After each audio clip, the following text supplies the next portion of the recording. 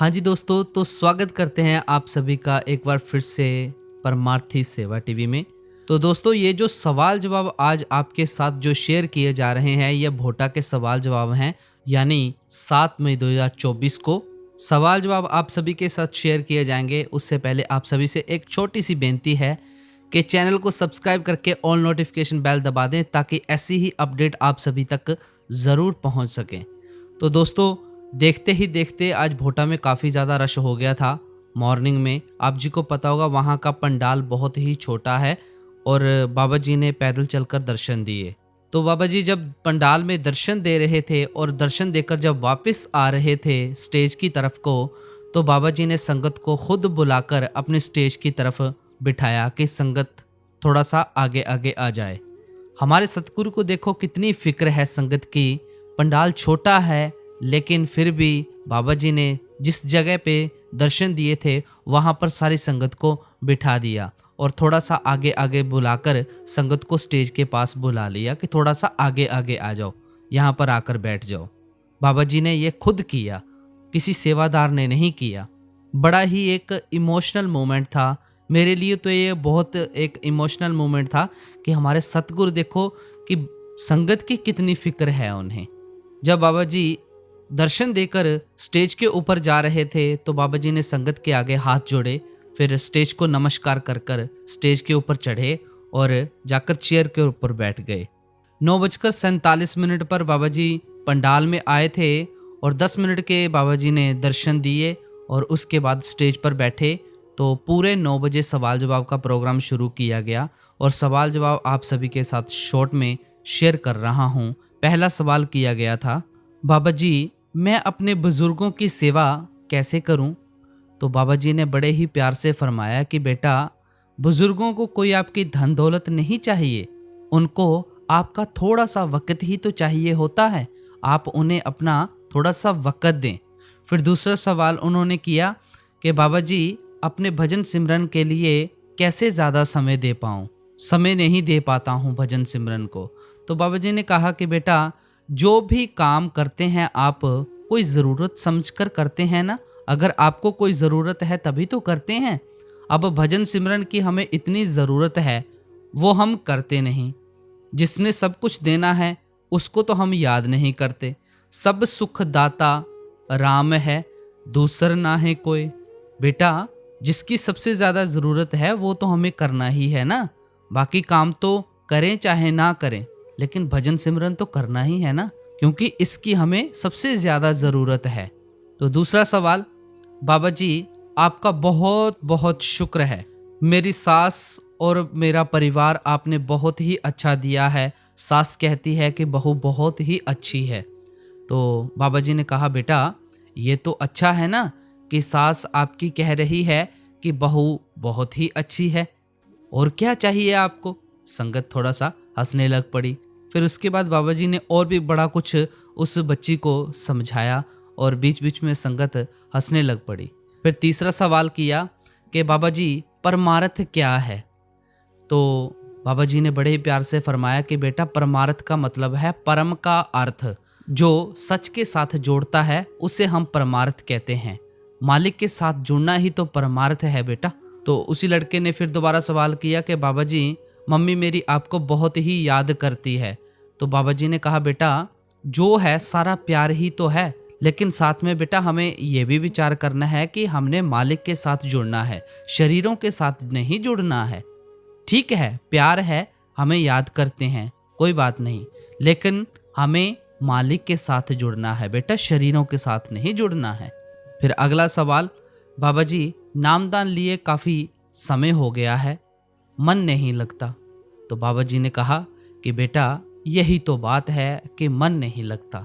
बेटा, जन्मों जन्मों की इस मन को आदत पड़ी हुई है, कैसे लगेगा? इसको अच्छी आदतें डालो। मन को मालिक के ऊपर मत बिठा कर रखो बेटा, बोझ हमें उठाना पड़ेगा। फिर उसके बाद अगला सवाल उसी लड़के ने किया कि बाबा जी नामदान वाले सारे क्या सचखंड जाएंगे? तो बाबा जी ने कहा, नहीं बेटा, भ्रम में मत रहना, मेहनत करनी पड़ती है, जैसे नौकरी करनी पड़ती है तभी कुछ हमें हासिल होगा। बेटा जैसे एक बच्चा है, वो अगर पढ़ेगा नहीं तो पेपरों में पास कैसे होगा? बेटा भई प्रापत मानुख देहोरिया, गोविंद मिलन की एह तेरी बरिया। मेहनत से मिलेगा जो मिलेगा, उसके बगैर कुछ हासिल नहीं होने वाला। फिर उसी ने सवाल तीसरा किया कि बाबा जी हमारा छुटकारा कैसे होगा?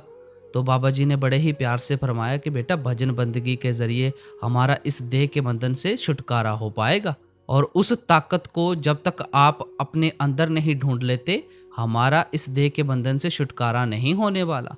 उसको पहचानो, उस क्रिएटिव पावर को पहचानो। अगला सवाल किया पांचवा, बाबा जी आपने बहुत अच्छा लाइफ पार्टनर दिया है, बाबा जी सेवा में दिक्कत आ रही है। तो बाबा जी ने कहा कि बेटा सबसे बड़ी सेवा भजन बंदगी की सेवा है। ए सेवा चाकरी नाम वसे मन आए। तो बेटा सबसे बड़ी सेवा जो है वो भजन बंदगी की है। बाहर की सेवा सिर्फ और सिर्फ माहौल बनाती है। फिर अगला सवाल छठा, बाबा जी मैं 29 साल का नहीं हुआ हूँ, क्या मुझे नामदान के लिए अप्लाई करना चाहिए? तो बाबा जी ने थोड़ा सा फनी वे में कहा कि बेटा क्या आपको क्या लगता है कि यहाँ पर जो सारे बैठे हैं ये क्या 2.5 घंटे देते होंगे? सारी संगत जोर जोर से हंसने लग पड़ी। और भी इस लड़के को बाबा जी ने बहुत कुछ समझाया। फिर उसी लड़के ने बाबा जी से दोबारा सवाल किया कि बाबा जी कभी कभी पंडितों के कहने में आ जाता हूँ, मानता मैं इसी फिलोसफी को हूँ, लेकिन कभी कभी दिल रखने के लिए उनके झांसे में आ जाता हूँ, क्या मुझे ऐसा करना चाहिए या नहीं?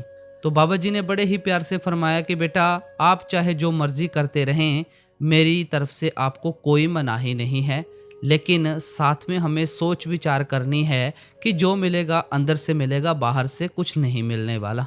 फिर उसके बाद 7वां सवाल किया गया, बाबा जी नामदान लिया था, शुरू शुरू में बहुत अच्छा चला, लेकिन फिर अब जब भी बैठता हूँ नींद आ जाती है।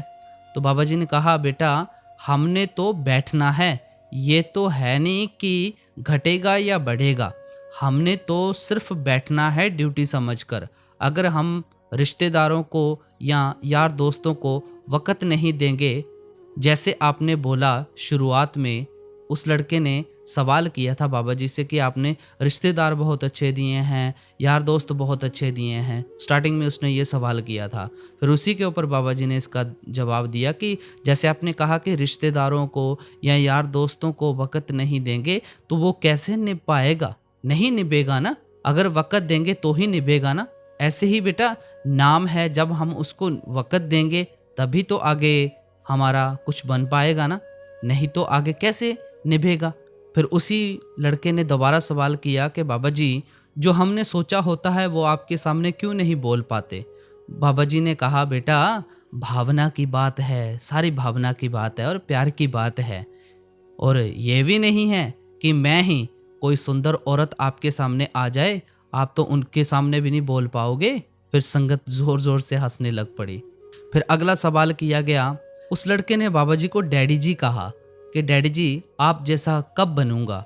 तो बाबा जी ने कहा बेटा आप जैसों की ज़रूरत है, आप आकर इस गद्दी पर बैठ जाओ, मैं तो आगे भागने को फिरता हूँ। सारी संगत ज़ोर ज़ोर से हंसने लग पड़ी। फिर उस लड़के ने दोबारा सवाल किया कि डैडी जी जहाँ जहाँ आप भागोगे मैं आपके पीछे पीछे भागूंगा। तो बाबा जी ने कहा बेटा मेरी रफ्तार इतनी होगी कि आप मुझे पकड़ नहीं पाओगे। तो फिर दोबारा संगत हंसने लग पड़ी। तो उसी लड़के ने फिर दोबारा सवाल किया कि बाबा जी प्रौर में आपने कहा कि बेटियां राज करेंगी, हम बेटों का क्या कसूर है? फिर दोबारा संगत हंसने लग पड़ी। तो बाबा जी ने कहा कि बेटा जब से सृष्टि बनी है ये लड़कों ने ही तो राज किया है, अब दौर लड़कियों का है, बेटियां राज करेंगी मेरी। फिर लास्ट सवाल किया गया था, बाबा जी अच्छाई और बुराई में क्या अंतर है? तो बाबा जी ने बड़े ही प्यार से फरमाया कि बेटा अच्छाई और बुराई का हमें तब पता लग पाएगा जब हम उस अवस्था में पहुंचेंगे, लेकिन अच्छाई और बुराई का तो हमें अब भी पता है। अगर कोई हम अच्छा काम करते हैं तो भी हमें पता लग जाता है, बुरा काम करते हैं तो भी हमें पता लग जाता है। बेटा अच्छाई और बुराई हमें अंदर से पता लगती है, और उस अवस्था को पहचानने के लिए भजन सिमरन की सबसे ज़्यादा ज़रूरत हमें है। और उसी लड़की ने फिर दोबारा सवाल किया कि बाबा जी मेहर करना।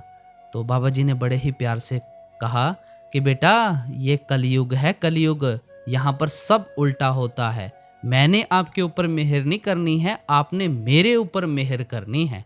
तो ये थे सवाल जवाब, जो भोटा के सवाल जवाब थे, आप सभी के साथ शॉर्ट में शेयर किए हैं मैंने।